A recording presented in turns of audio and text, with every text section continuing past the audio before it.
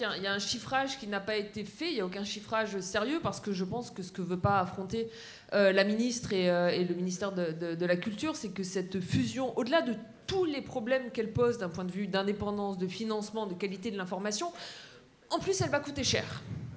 Elle va coûter de l'argent. Et ça, on le sait très bien, parce qu'en fait, on a déjà eu des constructions de holding par le passé. Il y a eu la holding du groupe France Télévisions, il y a eu la holding de France Média Monde. À chaque fois, il y a eu des rapports. Bon, c'est pas les gens qu'on cite le plus volontiers d'habitude, mais il y a toujours eu des rapports de la Cour des comptes.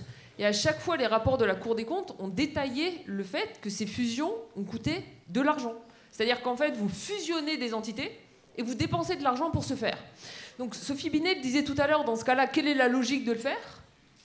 Soit on le fait pour des raisons purement politiques, je vais y revenir, soit on le fait pour des raisons économiques, mais ça veut dire qu'on anticipe déjà qu'après la fusion, on va couper les recettes et on va couper les moyens de l'audiovisuel public. Malheureusement, c'est quand même ça qui se dessine depuis le début du deuxième quinquennat d'Emmanuel Macron. D'ailleurs, depuis le début de son premier. Il faut savoir qu'Emmanuel Macron grignote depuis des années dans les recettes de l'audiovisuel public. Il y a eu le gel de la redevance, donc elle n'était plus indexée sur l'inflation, ce qui de facto vous donne moins de moyens pour bien faire votre travail. Ensuite, il y a eu une diminution de la redevance. Nicolas Sarkozy, on s'en souvient, avait supprimé la publicité à la télévision sur l'audiovisuel public. Après 20h, on devait compenser. Il a arrêté de compenser. Et on a quand même un audiovisuel public qui travaille depuis un certain nombre d'années avec de moins en moins de moyens. Emmanuel Macron réélu, il s'en prend directement à la redevance, il fragilise le financement.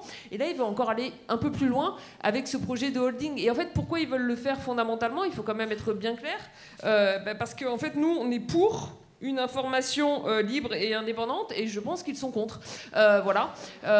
Et que... Les médias privés, ça fait des années qu'ils ne les défendent pas. Hein. Sophie Binet, tout à l'heure, elle mentionnait le journal du dimanche. Avant le journal du dimanche, il y a eu Europe 1. Avant Europe 1, il y a eu iTélé, qui maintenant s'appelle CNews. Il y a quand même eu aussi beaucoup d'autres médias, parfois moins visibles, dont on entend moins parler et dont les actionnaires attaquent les journalistes, leurs moyens de travailler, les laissent plus faire leur travail en toute indépendance.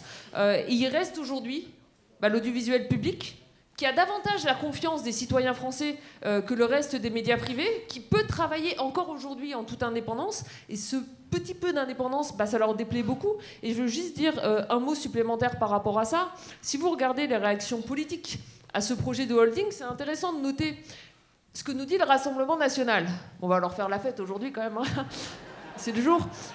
Ce que nous dit le Rassemblement national, ils nous disent écoutez, nous, ce projet de holding, ça nous embête pas trop, parce que fondamentalement, ça nous empêchera pas de privatiser l'audiovisuel public après. Donc ça nous empêchera pas d'aller encore plus loin, et finalement, ce qu'est en train de faire Emmanuel Macron et son gouvernement, c'est de paver le chemin vers la fin d'un audiovisuel public de qualité et indépendant. Et je pense que là, c'est quand même le dernier rempart. C'est-à-dire que malheureusement, on n'a pas réussi à défendre suffisamment. Ça ne veut pas dire qu'on a perdu tous les combats. Sylvie Robert, voilà, Éric Coquerel, je vois Sophie qui est devant moi. Il y a des choses à faire. Il faut encore réussir à changer les lois et à mieux garantir l'indépendance des journalistes, y compris dans le privé. Bon, enfin, il y a quand même quelque chose qui n'a pas encore été trop abîmé pour l'instant, c'est l'audiovisuel public. Et donc, il faut vraiment qu'on le défende. Et aussi parce que je vois un ami ici qui est Nicolas Hervé. On va beaucoup parler de Radio France, on va beaucoup parler de France Télévisions, mais il y a aussi l'INA quand même. Voilà.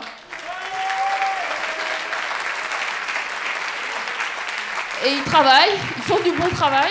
Il faut aussi leur laisser demain les moyens de travailler. Merci.